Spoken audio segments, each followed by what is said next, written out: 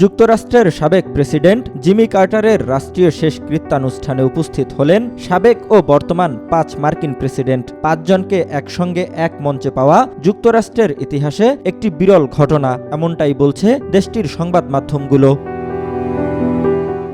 গত ৯ জানুয়ারি ওয়াশিংটন ডিসিতে অনুষ্ঠিত হয় জিমি কার্টারের রাষ্ট্রীয় শেষকৃত্যানুষ্ঠান।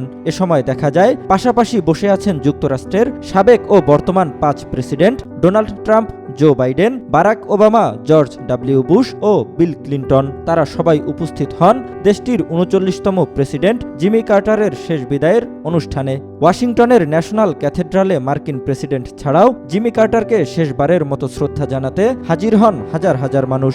সেখানে তার উদ্দেশ্যে শোক প্রস্তাব পাঠ করেন বর্তমান মার্কিন প্রেসিডেন্ট জো বাইডেন।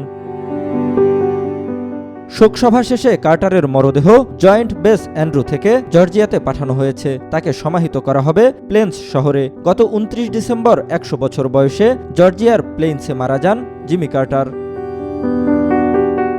এর আগে ২০১৮ সালে সাবেক প্রেসিডেন্ট এইচ.ডব্লিউ. বুশের শেষকৃত্যে হাজির হয়েছিলেন ট্রাম্প। সে সময় বারাক ওবামার সঙ্গে হ্যান্ডশেক করলেও হিলারি ক্লিন্টন ও বিল ক্লিন্টনের সঙ্গে কোনো ধরনের করমর্দন বা বাক্যালাপ করেননি ডোনাল্ড ট্রাম্প। এবারও অনুষ্ঠানের বেশিরভাগ সময় বারাক ওবামার সাথেই আলাপচারিতায় ব্যস্ত ছিলেন ট্রাম্প।